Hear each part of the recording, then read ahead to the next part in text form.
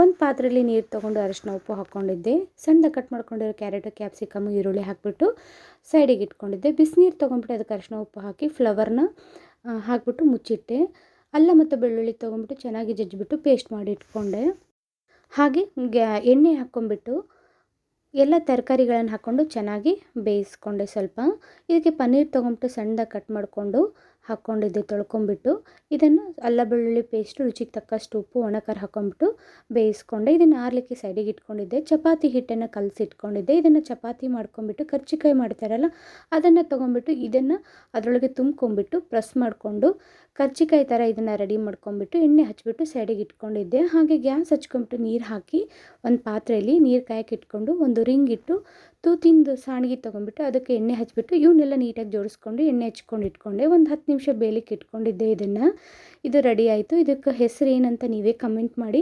ನನ್ನ ಮಕ್ಕಳಿಗೋಸ್ಕರ ಈ ಥರ ಕಟ್ ಮಾಡಿಟ್ಟಿದ್ದೆ. Thank you.